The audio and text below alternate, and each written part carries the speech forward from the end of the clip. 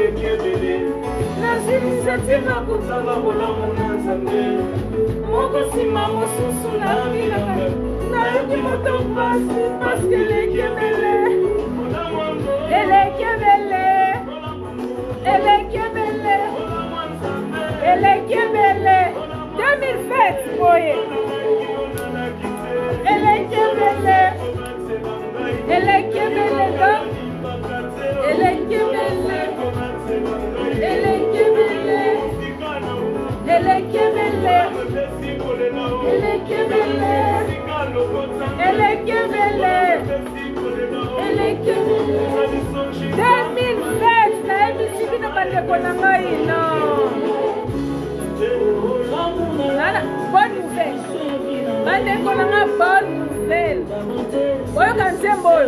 En tout cas, biso baluba pena toye boyemba okumisa nzambe baba champion. Ok nanga wapye.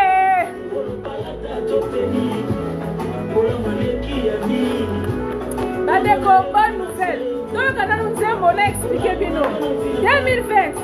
Oh non, c'est magnifique.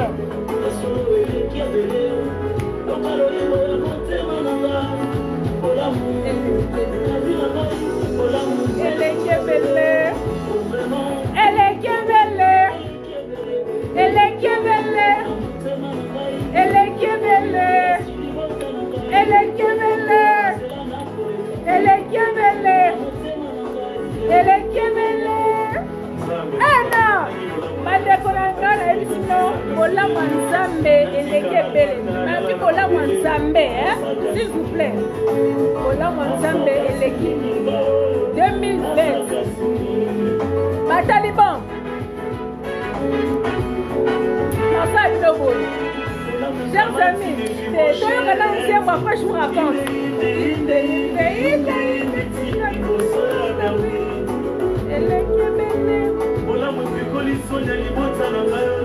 Bonsoir tout le monde, bonsoir, ma bonne année. Donc, nous sommes aussi en live la minute comme tout le monde pour réseau saturé. Donc, nous sommes au banda Sikoyo, maintenant.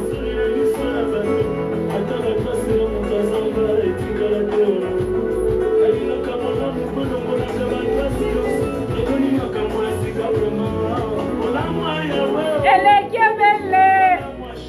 Elle est belle. Elle est belle, ma bonne année.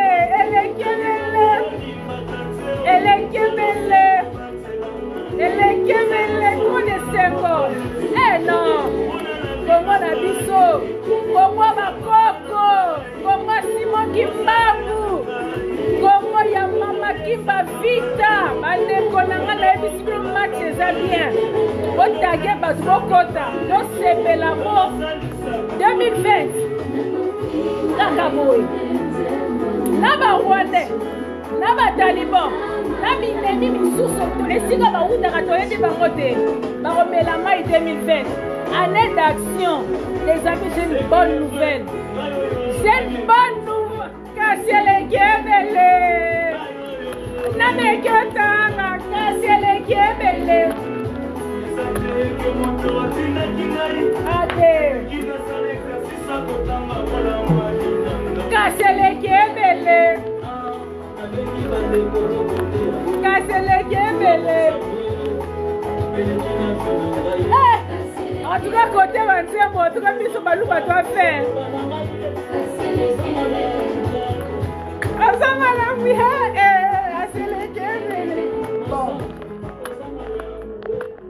Franchement, il y a Henri Papa, na frère Moussou, na ibape na comme on était. Bola Mwanzambe elekebele. Donc, na epona finga motute, donc, eza vidéo moko ya bonne humeur. Donc, il y a bonne nouvelle, paix. Donc, Bambote na bino ba oba kota na live te oba finaka. Bouton à volume wana po ba yo kama nazo loba. Donc c'est vraiment comme on dit bola mwanzambe leke belé. Donc on a en tout cas biso ba nous peut être champion la banzembo bon. Bon c'est là, je vais juste diminuer to loba mukie to sola quand même. Donc bandeko na ngai, c'est juste pour vous dire que voilà Bola Mwanzambe leke belé. Donc le peuple congolais il a assez souffert. To leli belé, to sali ba live, to lobby, to lobaka. Je sais pas, même si ça fait 22 ans ba lobaka pour na makamba Congo oyo. Et voilà, enfin ba Koko va répondre, Nzamba répondre et c'est des bonnes nouvelles. Quand je vous dis c'est vraiment des bonnes nouvelles qui vous attendent pour 2020. Binono Sudubo Lamdi discours il y a Martin Fayulu m'a dit mon président à Sala pour lobby que non 2020 est année il y a délivrance pour na Congo. Donc biso tanto bano lobango on savait de quoi on parlait. Le fait que bango peut comprendre ba ebi esika to zali donc vraiment les apena bonne nouvelle bozo mona bino moko na quand ya bande ko na biso ba taliban ni bango moko donc bazo péter ba plomb bazo craquer pour bazo comprendre lisusu makambo Félix azo sala te vous le voyez. Là c'est même pas nous qui le disons. Donc c'est bango moko bazo comprendre que penza Félix il faut loba dilwana faut expliquer faut bimisa makambo dilwana na les soi-disant prêtres au ba prometa qui dipe langwisa qui est na ebisi bino donc a commis biloba loba ye moko kaka changer les sous maloba ba o ba baza ba taliban il y a ba truc là il y a apparemment il y a certains talibans qui sont catholiques ba tindela biso ba message ne touchez pas aux prêtres et tout et compagnie. Donc je voulais aussi répondre vite fait à ces personnes pour dire que lui c'est un prêtre qui est censé prêcher la vérité, qui est censé prêcher la bonne nouvelle, la repentance. Bango babima abaloba que non, les élections ont été falsifiées. Senko wana c'est l'église catholique. Yemoro kaka parce que la qui est deep abimi à lobby n'importe quoi. Donc pour vous montrer vraiment que c'est un aventurier. Donc bandeko nangai makamunyo soto bana au préparer tant to bimara poto sabino année de délivrance 2020 ba o bazo zela 2023 ba tikala na idée na bango ya 2023 etali bango te ba taliban bandeko ya ba clique ya Félix batunyo so bazo craquer le pays il est bloqué. Félix banda tia ba ordonnance abimisa ba ordonnance a signa ba ordonnance wana donc opena ba tia kala ba tia ba kal banda ba ordonnance a signa banda juin tozo kota 2020 dans même pas quelques heures à Wati les ba ordonnance on a ba bloquango. Donc quand Félix fait quelque chose Kabibi bloque. Donc toyebité donc na bango moko bazo comprendre les gens de UDPS personne ne se retrouve donc ba comme craquer ba comme ça Félix franchement toi na posa koyeba dilwana mais fin faut kataliba la wana to boyango na lobakango on était en décembre na yebisa rabino que Félix à la tête de ce pays, c'est un danger public. Bandeko lo ba amen esika bovandi po makamunyo sona lobaka ba finga nganyo ba taliban nga yeb sabino kaka boyebi ba rando na biso 2018 tozo kota 2019 il y a pas de pardon qui tient. Rando tozo continue ngoti 2020 et toutes les personnes au ba rando ba lukela ba rando na 2019 so ba komika na fin de l'année je fais pas des problèmes 2020 année des trucs de pardon moko za ate to boy makamwana donc rando ti 2010 on continue donc tozo 4 ça 2019 na ba rando. Donc il n'y aura pas de pardon. Surtout les gens, les amis, les familles, les ceux qui se... Tozaki na barando na 2019. Continuez. Hein. Bah, message à Nzalawana 2019, on pardonne. Il n'y a pas de pardon qui tient. Randoti 2020. Randoti 2021. Pobo sosola nan parce que trop c'est trop. Mais donc je voulais juste venir parler juste par rapport à Nini et à Congo. Donc je voulais vous dire mon bandeko, c'est vraiment des bonnes nouvelles. C'est vraiment des bonnes nouvelles. 2020, année d'action. J'ai parlé pendant un an. Donc de décembre à décembre, na loba. Je pense que tout le monde s'est réveillé, tout le monde a pris conscience. Na batu o bazala qui na espoir que totie moi na moka à la tête du pays. Bango moko ba reculer, ba lobi moi na mboko totia qui en fait c'était donc c'est du n'importe quoi. Félix Ndenge Abima qui prophète en disant que non, Kabila veut l'affaire à la Poutine, il va prendre un pontin qui va lui chauffer son banc pendant le temps qui lui revient. Ya makamon yango Félix est moi bien prophète à vie na, il dit amen. Fatigue 15% les prophètes. Donc, le pays il est bloqué. Rien ne va dans ce pays, rien ne va. Félix il ne fera rien. Bah, oh bazaki n'espoir. Il y aura rien. Il ne fera rien et là comment et ça la maté. Yé Azana garçon de course, on ne peut plus rien attendre de Félix. On ne peut plus rien attendre des politiciens et tout et compagnie. On ne peut plus rien attendre de tout le monde. Là, c'est nous-mêmes, Banambo, Kato, Télémi, Poto, Bundela, Mabele. Adolphe Mouzito, Abimisika, et Logo, Moro, Alobika, et Logo, il y a vite fait caca. Oh, faut déclarer la guerre au Rwanda. Bota la nenge ba Rwanda, ba komiko, donc, ba bimi, le roi, ngungi. Paul Kagame qui papa, to lobby, c'est deux fois. Paul Kagame. To lobby, c'est deux fois. Bah, oh, bazo, loba, que non. Bozo luka créer guerre na Rwanda avec quelle armée? De quelle armée vous parlez? Rwanda c'est un petit pays avec de la détermination. Hein? Vous croyez que nous on va compter sur les FARDC? Mais les FARDC c'est rempli des soldats rwandais. Paul Kagame dans 2 interviews il a parlé, il a dit que non, moi j'ai confiance en mon armée elle est plus forte. Ce qui est combien de fois? 10 fois plus que ceux qui l'armée du Congo. Mais c'est normal, le FARDC tourne na Rwanda. Donc c'est normal qu'il ait la confiance. Mais biso nous, c'est pas ça. Non, on n'a pas d'armée, ne vous inquiétez pas. C'est les gens comme vous qui découragez les gens. Nous, quand on vient vous dire que 2020, ils ont année de délivrance pour la RDC, les Rwandais, tout le monde à la porte. Et comme année d'action, Taliban, 2020, boy. Na osabi no boy. Bomoni bon luka ba mafinga sika. Béton, tension, AVC, Brazzavilloise, Boula, Mongando, nini lisusu, Rwandaise, Burundaise, ba mafinga nyoso tubo obo sasa kinga. Tala, toyoka ya sika 2020. Boyoki? Donc changer de disque, rendre jusqu'en 2019. Na kosala bino boy. Boko mona makambo keleka na Congo wana. Mais vraiment je venais juste vraiment venir confirmer, affirmer et batou que 2020 otozo kotango ba oba sambelara tant mieux pour vous mais bozana konzima parce qu'on sait de quoi on parle. On sait de quoi on parle bobando yo kakaka. Soki bo yo keloko mo pété na Congo boye ba on sait de quoi on parle. Toko tigela bango li sous-tente, c'est fini. C'est fini. Ba Rwanda ba sali ebele. Mais vous comprenez que depuis 22 ans, est-ce que si vous yoka ba Rwanda ba lela? Et si vous yoka ba Rwanda ba sala ba marche? Et si vous yoka Paul Kagame abima ba akoma bilobe là? Pour chaque chose a une fin. À chaque chose sa fin. Gomona, chaque chose a une fin. Ba sali ebele, ba bomi biso ebele. Là maintenant tout le monde s'est réveillé enfin. Et 2020, toyebi makambo tozo sala. Et peu beaucoup sepela biso tozo kita na Congo ba ba fongola minoko na bango allez-y vous battre sur les terrains, allez-y vous battre sur le terrain. Au début on a sensibilisé, on sensibilise, on réveille. Tant aussi si qu'on réveille c'est bon besoin conscience si ko to kita ba kita na lo yengete ba kita ka boité parce que je vais aller me battre sur le terrain. Donc des fois tant bolo baro battre la kabambanga s'il vous plaît. Nous savons ce que nous faisons. Bokomo na biso na Congo wana. Mokana, Tokyo Tongango, les politiciens là ils ont échoué. Du coup diaspora nous on va aller travailler maintenant, on va les récupérer. Et puis comme on avait dit, Kabibi Yemo Alobaki, il partira avec une balle dans la tête. Maintenant imaginez-vous une personne ici à Loba, bon il va partir avec une balle dans la tête. Sur Robino Kanisani.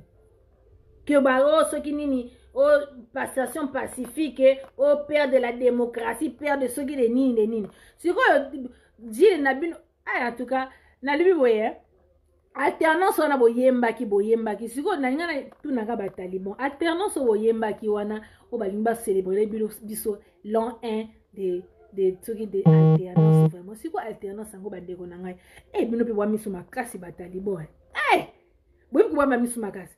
Alternance, on a beau promener, on nous apprenait alternance. Alternance, kaka, tindi, kachakal. Félix aura lobby, boy, kabibi a lobby, non. Félix aura sali, boy, c'est quoi, on y bala n'est. C'est quoi, bino batali, boy, c'est quoi, beaucoup me craquer, point. Dîme de Makamboti. Bokomi ko craquer pour na nini. Bokomi ko craquer pour na nini. Tozo mona bazo bimaloko banzo un à un. Tomoni sans rival à péter ba plan. Tomoni comment on est nani. Monante ba ya Daniel monante ba péter ba plan. Tomoni Nap cardinal wana. Comment on est Fridolin soki Fridolin soki nanyango Fridolin a péter ba plan. Mokuna ye muta sakola ki Félix 15% au stade des martyrs. Aloba ki en tout cas passer Mokuna yo bena yo en tout cas ba passe tout fi bino to sala bino boy. Bozela ba église na bino to kanga. Franchement on va vraiment faire la chasse au pasteur. Même na kane la rabino ba pasteur pour comment vous avez endormi le peuple de Dieu. Comment vous avez endormi les Congolais. Donc, vous, c'est vraiment du vol ce que vous faites. Donnez les dîmes au moins dans l'église. Mubimba, il y a au moins 7 paniers. Oh, il y a mouteille, oh, il y a pasteur, oh, il y a dîme, oh, il y a offrande, oh, il y a action de grâce. Donc, bozo yiba. Donc, le peuple là, déjà, il a rien. Il a fait, mais vous prenez jusqu'au dernier centime de maman. Pasteur, bozo mité mamabe. Si quoi, yo, pasteur Mukuna, yo, Dieu t'avait dit. Yo, po bino ka nzamba lobela bino. Mukuna yo, au stade des martyrs, loba nini. Oh, et tout que non. Tous les postes régaliens, Kabila Kozwangote, Ezaïa Félix Tshisekedi, Bana Joano Lobali Soute. Dans Bisoto Lobaki, surtout moi, Maserati, je vais enlever les autres, je dis moi, Maserati. Dans la Lobaki, qui n'a dit Louana Félix Signaki, tous les postes régaliens reviendront à Kabila, Bofinga Kinga. Le Mwakuna, Mukuna, tu étais passé au stade des martyrs en train de mettre ceux qui en train de prier pour Félix là-bas, mais c'est Loritari Touré. Mokuna lobaki ke ba poste régalien wana Ezaïa Félix. Chile lobali soute olobali soute nzambe wana donc akosaki omoni kwa no aventurier. Oloba ba n'importe quoi mukuna siko lelo yo moko omoni ke non tout est bloqué. Obimi lisusu. Oh c'est pas normal Félix doit nous montrer le deal qu'il a signé parce que c'est pas normal que tout ce que le chef de l'État fait, c'est bloqué. Tant que c'est Chinarambo Mutaza, président Mboka wana, ou Moussou Soazane, ministre des Affaires étrangères, pour y Diego Kao, il doit faire le tour du monde en voyage. Tant que le bango bozo yokate. Si vous me faites rire. Tant que nous, on a 100 ans d'avance sur vous. J'avais vu ça depuis décembre. Banana télémela Félix au mois de décembre. Na yebaga déjà que na ebité so ezaka mamanza mais na ebité. Mais na mona déjà danger le fait que Félix soit à la tête de ce pays. Parce que Félix un futur président qui s'était permis de dire qu'il était envoûté. Mais c'est que c'est grave, hein. Vous voyez bien. C'est ça grave. Un futur chef de l'État qui se permet de dire qu'il était envoûté. Eh. Si vous êtes à la tête de ce pays, et puis si vous êtes choqué de ma cambozo leka, comme nous Félix la qui s'habille deal, oh Félix la qui sa deal, ah la qui sa deal, ndengeni biso fi to tangela bino makambo deal boyo kakate bo finga biso, makambo so to lobaka. Il doit laisser les avantages à tous les pays, la Burundi, Chine, boye. C'est pas ce qu'on voit. Les Chinois sont patrons chez nous. Les Chinois, comme on a la prison privée, donc, au sali et pas chinois, à refout au teso, au lobby, au yebso, na ko bengelo général. Donc, les étrangers, les Indiens, les Chinois, les Pakistanais, les Libanais, comme un chef na Congo. C'est que les propres enfants du pays, les Congolais, les Chinois, les Libanais, les Aboma qui Congolais, ils sont là qui n'ont boye. Donc, on tue les enfants du pays normal. Mboka wana donc ça ne va pas. C'est bloqué, ça fait 1 an. Et toi, tu es médiocre. Si Félix a kumbeli biso toute sa diaspora, bato ba chèque na bango wana kitisi bango na Congo kuna bango pe les foufous des mêmes badges comme le président. Donc qui s'assemble se ressemble. Donc tous les vauriens et pourtant il y avait des gens compétents sur le terrain à mimi a kumbi pena clic na ye wana ya bato ba chèque. Tous des incapables. Est-ce que bon na makamboze le kana Congo wana? Si vous vous plaignez pourquoi en fait. Dites amen. Et si vous vendez. Dites amen. Parce que moi, tout ce que je vois, tout ce qui se passe aujourd'hui, na loba kango nga. Maserati na loba kango. Et ça s'accomplit. Donc, des fois, on a évité quoi. Mais là, en tout cas, on a invité. Mais comme on a dit aussi, je venais juste vous dire. Tenez-vous prêts pour beaucoup yoka. makamboza bien na yebisi bino na uti musala ba benginga ba singeleli kana makambo tozo sala. Ce qu'on entre quand on vit avec les assurances devant vous, pour vous dire que 2020 année de délivrance, 2020 année de libération du Congo, poto yebi makambo tozo loba. On sait de quoi on parle. Oui, mais des fois quand on vient sur le terrain, tozo ça ba vidéo tozo embrouillé car vous savez ceci c'est là. Ce qu'on vous dit comme ça là, c'est pas on vous dit certaines choses, mais le concret qui nous donne cette assurance de venir vous garantir qu'en 2020, ça va péter au Congo. On va reprendre le contrôle de ce pays. Mais toujours garantir bino que Bokoyo Kassan. Maintenant, Fati 30 ans, Fati 50 ans. Ah, ça, c'est votre problème. Fati 200 ans. Pourquoi mes ans mais Fati 200 ans. Na lieu ya boye. Mais bon, on a bien mo batalement bon kufa voir pas bon premier belé déjà bozo bima bozo dénoncer makamozo les cas parce que ça ne va pas. Nous vous connaissez Félix Osani. Nous vous connaissez Félix Osani. 15% ça l'autre. Félix azana libala na ena ba Rwandais. Lui donc azana libala na ye. Lui donc il s'en fout du peuple congolais, il s'en fout. Akunate pour yebi que soka sali erreur. Na famille na donc il s'en fout de vous. Donc à côté ça les mi beko qu'il avait signé pour baïba que yé azan zamba ba retirada donc faut to lookele pena donc to tiele pena ba vis moko donc ya kokoso. Félix il fera rien. Ata bo gangi batali bon ata bo lobby on veut voir le deal. Bon mona nde. Bino bo ba nani ngo po Félix ayo binisela bino deal la ça bino batali bon. Bo ba nani. Bino bo ba fana kuiti. Vous n'existez pas. Ils ne vous considèrent pas, ils s'en foutent. Parce que si vous considérez, année depuis, il allait divorcer de ce mariage que tout le monde est en train de dire. Base, apparemment, à Genève, la base, elle a dit, ça fait combien de temps que la base dit on veut le divorce? Alors que la sous base en côté. À base, vous êtes rien. Il s'est servi de vous, Félix. Et il continue à se servir de vous. Binonde mutubozo koumi sa ba fanakwiti. Bi koumi c'est la mwanza. Félix Azo sopa bino hein. Il est en train de faire sombrer le pays. Moi j'ai envie de savoir vous les talibans fallait bo vana nie même si ça ne va pas, fallait bo vana nie. Bozo craquer pour nani. Nous c'est normal biso péter ba plutôt craquer. Pas biso toi de l'autre côté. Biso tozo combattre bino donc on est en train d'éveiller, d'éclairer le peuple congolais pour leur dire réveillez-vous, regardez ce qui se passe. Biso c'est normal to loba mais bino ba taliban ba fanakwiti les trucs la ceinture de Félix les mikala Félix bino nyonso ba nyanga la 4 à 15%. Bino pourquoi vous vous plaignez vous bino faut la fermer. Si Félix a baby si vous vous taisez botala bon craquer le sous-poignet bon su ba poste. Le pays va pas bien. Bon craquer hein.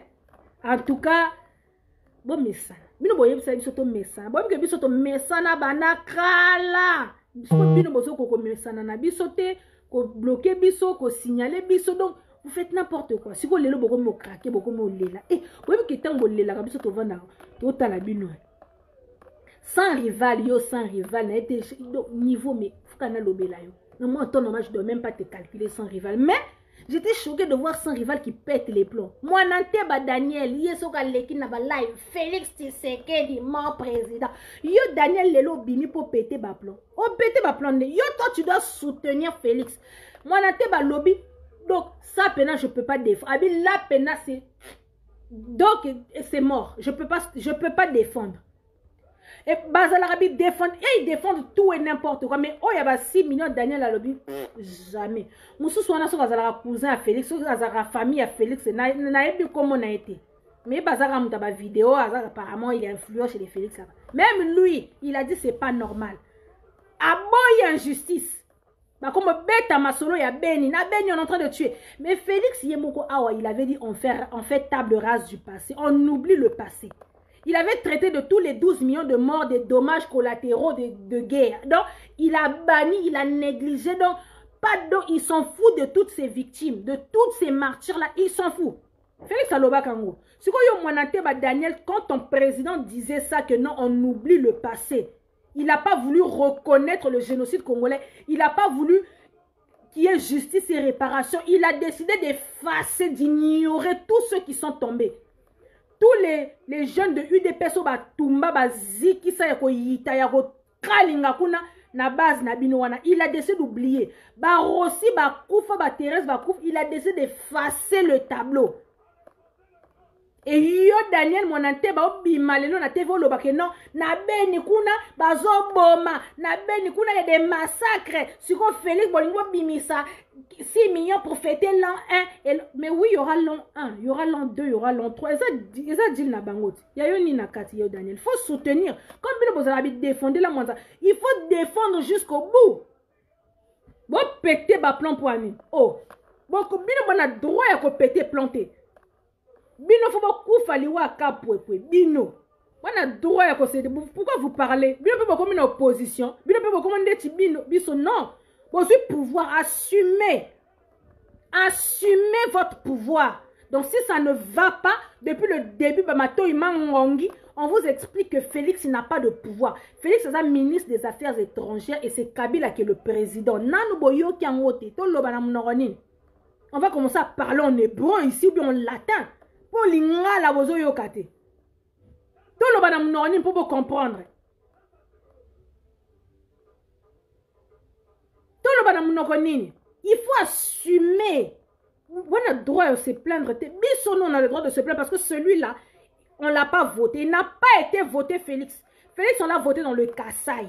Si dans le Kassai, on l'a voté. Ça fait 1 an qu'il est au pouvoir. Est-ce qu'il a même une pensée pour les Kassaïens? Bah, Marty Yakamona, est-ce qu'il est parti les voir? Attends que tu as occupé le reste du Congo, on s'en fout. Mais est-ce qu'il a une pensée pour ses frères Kassaïens qui l'ont soutenu? Il s'en fout en fait. Bon, aussi comme boy. Même son propre peuple. Il a même la bateau tribalisme ici là. Oh mon peuple, il a bambé la bateau qui tribalisme. Alors que quand papa Titi avait gagné les élections, Bissonion, son nom a yembate. Bisso yo to vote ya Titi. Oh, à l'époque, nous on était des tribalismes. Bah, nous sommes la tribalisme. Bizarrement, c'est quand Félix il est passé à la tête de ce pays qui tribalisme et là, Bisso bois bando qui bino, hein. Bozabando qui m'a cassé. Bisso yo to vote ya Titi. Oh, qui n'a pas chanté cette chanson? Tout le Congo était derrière ya Titi. Tant que ya Titi en wazane moussoaïli. Pour on ne peut pas comprendre que Lélo Félix a eu la bateau tribalisme et m'a cassé. Oh mon peuple, bon, un président qui se permet de dire mon peuple, mais toi tu es le président de tous les Congolais soi-disant. Pourquoi tu veux dire tu parles de ton peuple, les Louba? Pourquoi? Tu es un faux président banal et l'autre Yesoarozo. Sikoyo, ton soi-disant peuple là, qu'est-ce que tu as fait pour lui au Kassai? Qu'est-ce que tu as fait pour ton peuple au Kassai? Rien du tout, Félix. Tu ne fais rien, tu n'as rien fait. Et pourtant, c'est eux qui t'ont voté. Les peuples du Bango n'aiment pas voter yo.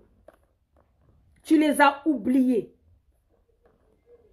Si quoi le tout le monde a taliban bazo bima pour voir ça ba vidéo Félix on veut voir le deal mais biso to bim c'est la biso bino ba moi Maserati na bim ça na tangela bino dit le deal il dit comme ça et puis je vous avais dit qu'il y avait 3 deals. Il y a un deal spirituel, il y a un deal physique et un deal administratif. Na expliqué bino ba deal wana mi ça to Félix a signé.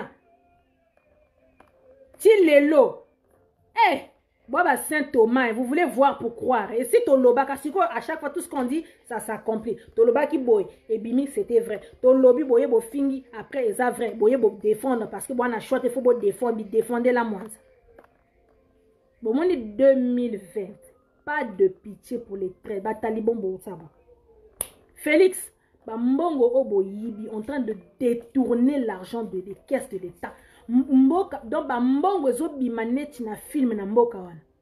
En plus c'est pas oyo raté 100 000 ba millions.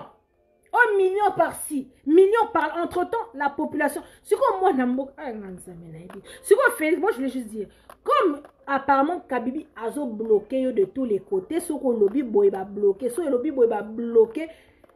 Maintenant, l'argent au bozo yi bawana où vous faites ton dit, surtout avec ton VK là. VK yo pena yo bimelo kalate. Yo pena. Comment vous êtes en train de voler l'argent? Est-ce que bambon wana bozo yi ba? Soit tambon wana o aider à le peuple du Kassai. Te. Wana peut aider te. Si vous ba Kassai, bon soutenir Félix Nanina. Parce qu'il fait rien pour le pays. On ne sait pas il est là pour qui. Surtout qu'il est là pour les Rwandais, Bozo Boya. Quand on vous dit il est là pour servir les intérêts des Rwandais, Bozo Boya, Boye Bofingi. Mais binomo Bozo Mona, rien ne va dans ce pays. Bande Kotala, Boyo Kanga. Vous savez, biso tozwara appel ya Congo. Nous on parle avec les gens qui sont sur le terrain. Bah on bazo distraire bah na ba réseaux sociaux y a ba pour nous faire des vidéos, il y a bah n'importe quoi. Il y a avant un ami qui y est. Asala te bazo foutaye. Asala te bazo foutaye. Avant n'est bien. Bah on va tcha ba makele les belé ya komara béton. Est-ce que vous parlez avec les gens qui sont au Congo? Demandez à ceux qui sont sur le terrain. Le Congo, Mbongwezo Tambolate na Congo, le pays souffre. Pour moi, on a $1 boye passi. Botou na batu baza sur le terrain ba yebisa bino. Botou na boti ko landa ba mafinga tologo ba yeba sopani ba bando finga lomba. Boy, bo landa bango te ye azane na Porto, azane na Belgique. Tamsuzu absumbela biso bana soki combien a craquer na aye na réseau abanjo finga bolanda bango wana te o mususu wana ba problème ebele ba nyongwe tondele na mutu a pété ba plan ameli ba enke na aye afingi bolanda batu wana te. Parlez avec les gens qui sont sur le terrain. Au Congo ça ne va, quand je vous dis que ça ne va pas. Mbongo zo tambola te, tout est bloqué biloko nyoso to mati. Ils ont un but pour affamer ce peuple. Est-ce que vous vous rendez compte de tout le peuple de Njili et tout de Tchangou, Bayamaki Kabila, Nzaleleki, ils vont affamer la population à niveau moko pour que la population ne peut plus réfléchir quoi. Oh Boroloba amen parce que Nzaleleki. Si Tina ya Félix à la tête de ce pays wana ezanini. Bah, non, on est en train de se battre pour que le Félix garde le pouvoir. On se bat pour maintenir le pouvoir en place. Mais bon, nous, on travaille pour conserver le pouvoir de Félix. Mais vous n'avez pas pitié. Hein? Vous attendez mawate pour notre peuple. Hein? On se bat pour maintenir le pouvoir de Félix. Donc, on va travailler pendant 10 ans. Fois ça la demanda ya boy. 2 mandats ya boy. Eh, moi mitema. Si quoi 2 mandats on besoin travailler pour qu'il conserve le pouvoir 2 mandats. Si quoi na Kasai kuna batu bazo lela. Est-ce qu'il va même au Kasai là-bas? Est-ce qu'il va au Kasai? C'est un Kasai. Est-ce qu'il va au Kasai? Est-ce qu'il s'inquiète même du peuple du Kasai? Non. Mais vous voulez, on va se battre. Est-ce que bino na moni pena boy benga bato ki sasa te? Bo bi que tant bato ki sasa bazo benga bino po baloba nzala. Croyez-les. Bo croire penza nzala ezana ko biloko ezo mata se ko mata. Vous voulez tuer cette population quoi? Ce que Félix azo kokane makambo te pour akosala eloko te. Ezana kati ya di les abongo. Il ne fera rien. Boko sala ba vidéo soki combien na combien. Il va venir un temps à Robimana TV, comme il y a Nzamba Lokuta, Buka Lokuta Toleka. Il va se passer à la télé comme il va avoir trop de pression à Robimana na TV, à Kosa Bino Kanelo Komoroboy. Comme Bino Pe besoin en foutement naïe. Donc quand il vous dit un truc, vous avalez ses paroles. Hein? Le pasteur Fachi a parlé, donc tous ces brebis là, tous ces brebis vont avaler. Si vous avalez, il vous calme. Mais entre-temps, rien ne change. Il a allé inaugurer ce qui est les sauts de mouton inachevés. Batunion surtout Kabila Bengis Bangona Kingakati. Donc, Sundo Félix. Donc, Gimi Kakatano, présidence Nayoé. Bandeko, les talibans. Votre président, il devait inaugurer les ponts, il devait inaugurer les sauts de mouton. Donc, il fallait Batouba Zalawan. Déjà, Simbissier touche parce qu'il fallait inaugurer des sauts de mouton inachevés et silatés. Sonia Liboso pour Nangana Biba pour Natumba. Basalika bien, n'est pas reporté. Mais il fallait inaugurer. Jour de inauguration, Kabila Bengi Batuna Nyon son Kingakati, Bakosa Moulongo chez le roi de Kingakati. Félix a tiré iolé là. Donc, quand Félix veut faire un truc, le vrai président appelle tout le monde à venir ici. À Osama. À boire ici. C'est quoi le président est beau? Oui, parce que biso toyo kabino pena, toyo que la bino soni, surtout Félix, tu fous la honte vraiment. Donc toi, ba président nyonso ya mukili ba sekaka Félix, donc naïbité. Il n'y a que vous les envoûtés qui sont là à voir Félix Ndetiso et Nignan. Un président pas respecté. Tout le monde manque de respect. Pour Azana légitimité, Azana pouvoir, et là comme côté. Il force. Aïe, Libiso à la diaspora. Maintenant que j'ai vu le monde de Belgique, j'ai vu le monde qui m'a accueilli à Paris, je confirme vraiment que j'ai été élu. Félix Ozali Boma. Biso diaspora, est-ce que tu votes à qui? Donc à moi bateau mona ki na Bruxelles, ka moi bateau mona ki na Paris wana ope bo futa ki wana e inda ki po ba mbongo pe tambola ki te bolia ki ba mbongo. Donc à moi bateau wana mona na Bruxelles, na Paris et Mathieu na Moutou, oh comme j'ai vu tout le monde et tout, donc je suis vraiment le président des trucs des Congolais. Toi la diaspora elle a voté pour yo loba bongo. Est-ce que la diaspora elle avait voté? Si le président ya boye bande konanga, c'est vraiment un apprenti quoi. Il écoute ça que tu apprenti parce qu'il apprend rien. Il veut pas apprendre ce monsieur, je connais tout. Il fait n'importe quoi président. Oh. Félix, j'espère que vous avez volé de l'argent. Hein. J'espère que vous avez mon boyibi bozo tambi sa ba mallette pour 2020. Toko kanga mutu. On va livrer personne à la CPI. Hein. Toko livrer mutu moko na CPI te. On va vous juger chez nous au Congo. Et puis vous êtes tellement bêtes, hein. Franchement, les présidents africains, là, président, mais nous, quand on va récupérer le pays, là, franchement, on va changer certaines donnes, quoi. Tous les politiciens africains, c'est même pas congolais, tous les politiciens africains, vous prenez l'argent de vos pays, vous les volez et puis vous partez les cacher en Europe. Les blancs récupèrent l'argent. Donc, franchement, quoi. Et ça, c'est tous les présidents africains. Tous les chefs de l'État, les ministres africains, c'est pareil. Hein. Ils volent de l'argent en Afrique pour aller cacher en Europe. Mais quand vous ramenez de l'argent, ils sont contents. Ouais, venez. Parce qu'ils savent que quand ça chauffe dans vos pays, on vous gèle les comptes. C'est qui récupère l'argent? L'argent part.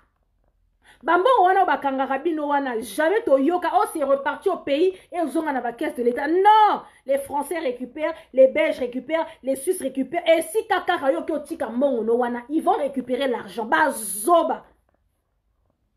Au lieu même de laisser l'argent dans les pays, dans les banques, sur nous-mêmes dans notre continent, vous partez les mettre l'argent à l'étranger. Mais à ce que vous faites avoir, tout na bambongo ya Mobutu et Kenda wapi. Bambongo musée Kenda wapi. Vous venez acheter en Europe, vous achetez des maisons, vous achetez des villas, vous achetez des villes, carrément. Vous achetez des quartiers.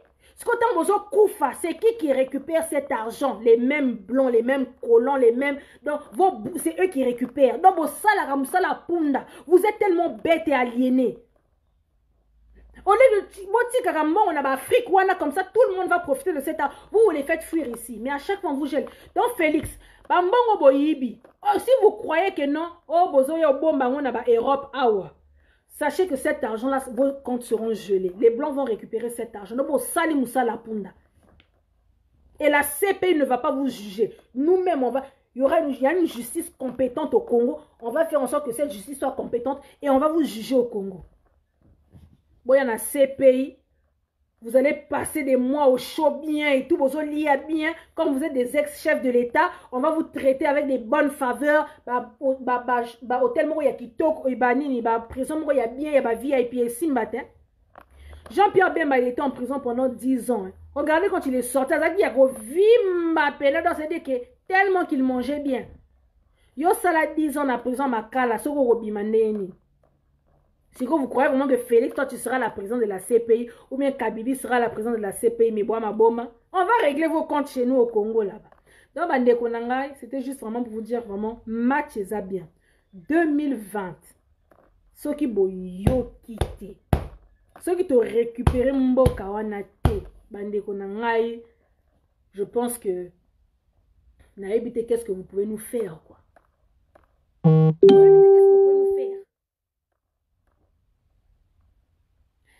banda to banda ba makambo ba komba oyo nga kutu na ye na nga après ba banda ba yaya ba banda makambo ba komba oyo qui est déjà venu vous s'asseoir devant vous à pesabino ba certitude année oyo tozo kota match zaoki personne l'a fait.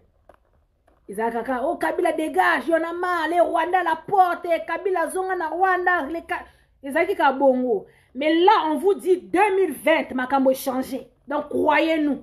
Quand on vous le dit, croyez. Potoye makambo tozoloba. Ngabo tiki la ngaka kabibi quoi.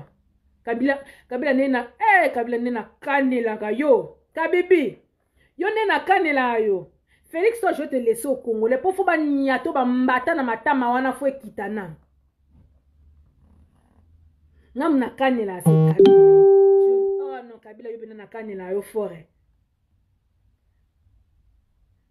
Bande on a ebisi no tozora ba intimidation mo ya ba Rwanda na ya ba Taliban ko seka. Bazo intimider biso, bazo menacer biso, tu vas voir ce qu'on va te faire. Toi tu surtout nga les menaces j'en reçois, je sais même plus. Vous en fait ce que vous n'avez pas encore compris les Talibans. Bon yo kanga lelo hein, je vais vous expliquer tous les gens là, je vais vous expliquer ba o ba qui nous menacent. Bon, moi, les biso, mitou et tetuka. Toza bacha mitou bakata, en fait.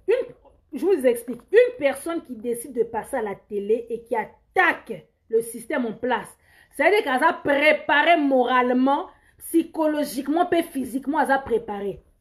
Attends, parce que si on a dit que jamais on a dit que la TV n'a pas touché numéro 1 du Congo. J'allais rester dans mon coin. Pardon, le quoi a belé. Pardon. Bon, courage, pour attaquer Félix. On va vendre dans un coin et puis nous, franchement, courage, allez-y. Biso suko tu affrontaka, to tchaka ba vina biso jeu. Ndetinga mazana tia vina en jeu et ya na butu na. Nous moto ezika. Attends, bolobi que non, on va te tuer. Les lois attends, bobomi na bino nga, mais na kufi na nga na bonne cause. Je me battais pour mon pays. Bon, ba patron c'est mérite le mumba ba so ba bangaka ande les lois toza li pandate. Faut enlever ce que vous appelez la peur. Faut bon longola que loko babenga peur. Il faut enlever. Parce que c'est ko banga on a botia ko banga ni nzambe fou na ok ça bo. Oh mais comment dire? Donc tu préfères vivre dans la misère en Europe et tout pose au banga. Taneti mikolo ma lili eza ma krasi na poto na mitu toza na biso na kin pena mulunge bien vandi no tamsu so mela tamsu tembo na yo tamsu so mela no soki nkoi na yo mo melango wapi vanda mela ba enke na salon na chauffage na ba manteau minene botu na ba kita ki ça pour ba ke ba vacances wana il se retrouve enfin je suis chez moi vacances ici le zongi ba stress ba facture ba nyongo ba problème et zongi. Quand vous partez faire des breaks au Congo pour les vacances, ça vous fait du bien. Maintenant, imaginez, maintenant, il y a tout le temps sur quoi, on a Congo, on va nous bien. Enlever ce qu'on appelle la peur. On a bimi ça moutou. C'est parce que je suis préparé psychologiquement. Vous allez m'abattre dans la rue. Bobo, rien à foutre. Eh. Un jour, je vais vous balancer les voices des messages que je vois. On a vu son jeu. Photo yo kakabala ici yo. Donc imagine, donc des inconscients notoires quoi. Nous avons réveillé peuple nanga pour vous dire que le pays va mal, mais vous allez mettre votre argent en jeu pour bobo mangai. Entre temps, bazo boma biso, baza na Congo kuna bozo traiter bango comme les rois et des reines et des princes. Mais nga personne a dénoncé, vous me menacez que vous allez me tuer, vous allez m'abattre. Botier langa poisson, botier langa batu, boko enlever nga. Na yo kaka de tout. Dans le moment nanga boy, na yo kaka de tout. WhatsApp, en plus na tia numéro nanga WhatsApp nanga exprès na page nanga. Pour que je sois joignable. Oh, pour na ba remerciement, encouragement. Na ba roba fingaka. Mon numéro il est accessible sur ma page Facebook. Bon, ce que zoa ba menace. Yo, mona to sala ba msuzu. On va te violer, tu vas voir. Bon, yo kaka tous les jours on viole nos mamans à l'est du Congo, mais vous voulez violer une de vos sœurs parce que elle décide de se battre pour son pays. Bon, ma bonne na mitou na bino. Faut bon, vous je bon na ba maïe. Donc bande konanga Faut bolongo elo qu'on appelle la peur. Nga banga liwate. Nga takutu lelo bobomi na bino nga bongo ce que sani. Ça sera une personne de moins dans ce pays, dans ce monde ici. Lina kufinanga. Au moins j'ai fait ma part. Pendant que les autres sont des lâches, ils se cachent derrière les claviers, ils se cachent chez eux, ils ne veulent pas prendre des risques. Je faisais autre chose. Donc quand l'appel, et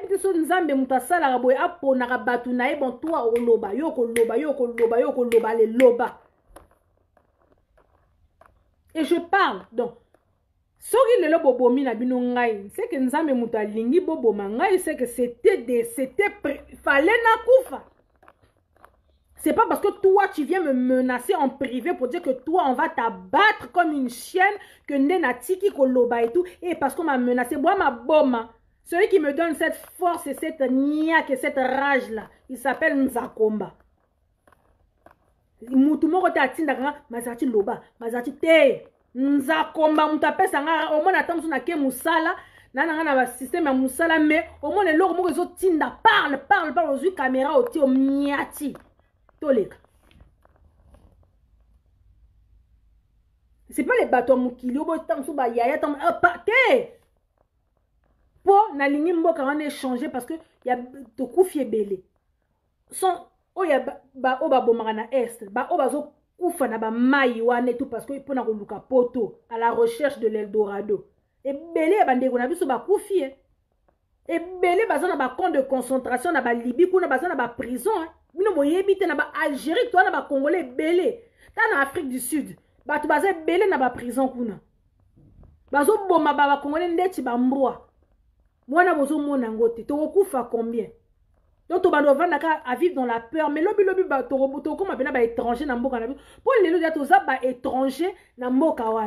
Pour les Chinois, yo Congolais, je vous donne un exemple. Tu as un monde qui est belé. Mais aussi, il y a un Congolais qui a tué un Chinois en Chine. Et ben non. Ou bien il y a un Congolais qui a tué un Algérien ou bien un Indien en Inde. Ba bomaka ba Congolais, mais si boyoka Congolais abomi mute pa na bango kuna. Mais biso ba Congolais ba Chinois bazo boma biso chez biso. Ba Chinois baza na ba prison privée, azana prison. Dans la ndaku na azana prison, azo tia ba Congolais na kati. Soki bo lobby a bengi général. Donc même les généraux, l'armée Donc l'armée même ne fait rien pour son peuple. Les appena pas si peu mawa. Sikoyo, boyo sangana zala na peur parce que vous me menacez. Bandeko, je vous dis, si on me propose des trucs, je viens, je vous dis. On m'avait proposé de l'argent, on m'a proposé autant. Si on me menace, je viens vous dire. Bandeko nazora ba menace ya kosakanate. Bazo et puis c'est des audios, des voices, des audios penomoni yonengozana. Continuez koloba. T'inquiète pas, tous préparez les baguettes. Ata bobomi. Mazarati mususu kimpa vita obima. Ata bobomi, ata bo intimidé. C'est que Dieu l'a permis. Si Dieu m'a permis de parler aujourd'hui à une nation, c'est lui aussi qui permettra que bobo manga. Donc, ce qui nous a permis de bobo manga, bo ça et l'autre côté. Donc, ata bo menacer ko et l'autre côté, c'est pour na banga mutute. Bo banane. Banzete mute botabino, to ma banga mute botabino. Vous êtes né d'une mère et d'un père comme moi. Muta bota makoya na ma patate, on s'en a banga bino na ndeni. Vous avez des armes, vous avez des poisons. Moi j'ai une arme qu'on appelle la bouche, la parole, et je vais parler et je vais vous toucher. Donc tellement que quand je parle, ça vous touche. On a beau menacer. Si je n'étais pas, si je n'étais rien là, si on a ça qui m'outouté à nebo kipa kangate. Mais si vous avez ça veut dire que je dérange et je vais continuer à dénoncer. Et 2020, il y a bien aussi Bossali et Koki. On va descendre au Congo. Je vais aller travailler pour le pays. On va récupérer notre pays. Donc vraiment, ma bonne année, Nabino, bonne année. Donc c'est vraiment pour vous dire que 2020, je vous dis et je vous le garantis et je vous le promets. Bolanda bafana kutite. Bolanda bafana l'autre côté, baro bavana na Europe. Bo benga ba obaza na Congo. Mbongo ezot y a rien. La famine nzala. Le peuple là, il est dans un gouffre. Il n'en peut plus. Si tu l'es ici 2020, toroyoka bato azokufa na bakisasa wana parce que nzalekeleka bakotoka Kabila ya kotoka na kingakati ba c'est Kabibi reviens à ta place. Mais quand tu vas revenir Kabila au sabino boy. O asala bino la fois 60. Donc biso sikoyo Nzambe il a dit il est temps. 2020 biso to libéré donc na lingi bino mingi ba bonne année na bino, ba bonne année na bino. Et on reparlera en 2020. Bon, ça sera que des bonnes nouvelles. Ça sera que donc année d'action. Ezaka action.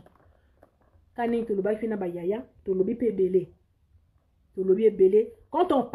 on passera pour parler, ça sera juste pour vous dire hey, ça va, tout va bien. Mais ça sera plus une année d'action. Oh, kuna tozikisi, kuna intel akufi, kuna boye to tumbi, kuna boye batubazo, kuna boye bakote la ki intel. C'est une année d'action. Parce que si vous attendez que quelque chose va changer dans ce gouvernement de 15% et là, les talibans, vous perdez votre temps. Moi, je vous dis, les talibans, arrêtez de parler, à passer dans les médias et à distraire les gens. Arrêtez. Pour et changer dans côté. Donc, arrêtez de distraire le peuple. Arrêtez. Et là, ça, la matin, c'est dans le deal de Félix. Félix, il est en train de... Donc, Ezakaka, procédure, accomplissement, il y a deal. Et si il y a signé, donc, tout en train de... Nyo surtout, quoi. Parce que, Ezaki est belé, ma gamba signaki. Maintenant, on nyo surtout, Ezo komat. Petit à petit, c'est tout. Ezaki a la chronologie, a calendrier, na bango ba signaki. Donc, attends, bo sali ba vidéo, Félix divorce. Félix a ko divorcé, te banal lelo ti lobby. A ko divorcé, te banal lelo ti lobby. Donc, ceux qui sont en train de se battre pour le pouvoir, pour maintenir le pouvoir de Félix, on se bat pour le pouvoir de Félix. Bon, ça, on sait la punda po. Vous travaillez pour Félix alors que il faut travailler pour la population. Félix a baby si ma solo. Vous avez espoir que moi Namboka changer ma cambo. Moi Namboka ko changer et le côté banal le loti lobby et si na loba kango to bano répéter il ne fera rien. Ça sera de pire en pire. Donc biso et si déjà to salia ma cambo nyonso. Tout est déjà bon, tout est déjà bouclé. Notre année 2020 est année de délivrance pour na Congo et puis beaucoup mona. Donc ba bonne année na bino. On est ensemble pour minuit, social live na minuit. Tout le monde est occupé, les réseaux il est saturé dans ce bandak avant. Donc vraiment, Nzamba Pambola Binope, Bozana Konzima, ne lâchez rien, ne mouta décourager Binoté. Moi à chaque fois je viens pour donner de l'espoir à tout le monde, mouta décourager na bango. Attaque de bon monde bataliment bazo loba, botalika bobi, bobimi ok. Po baza baza na libulu moko baza na cercle moko bazo rond-point bango moko bayebi makambazo salate mais choix ezate faut kaka loba faut kaka ba défendre c'est leur boulot donc c'est leur boulot ils ont ba sala o baza na posa mais nous qui vous ramenons la vérité ba ndeko je vous dis ba mbongo ba na téléphone on va te donner temps on te propose temps si comme makambazo sala vient travailler avec nous si je préfère encore aller travailler avec Kabila que travailler avec Félix. Parce que c'est Kabila qui a le vrai pouvoir. Félix, yo, osado, bazo défi, ça, il y a même pas 1% qu'à moi pouvoir. On a ce qu'on a au travail, un moutou, il y a 1%. N'importe quoi. Bois crazy, hein. Bois crazy. Mère patrie, maman Congo. Le Congo se relèvera. On ensemble, ingeta na ligne, ingeta qui Maserati, qui m'pavita. Bonne année à tous, bonne année à toutes les personnes qui étaient connectées. Et ceux oba kotaraba live tetamso et so panazaki na live à Maserati, oba finaka bouton volume, ma bonne année na bino ba taliban. En tout cas, il y a pas de pardon hein. Biso benato boyi pardon. Toi qui na ba rando na 2019 tozo 4 sa 2020 na rando parce que bino bobimi ba traître ya nation. Ingeta peuple congolais en ensemble.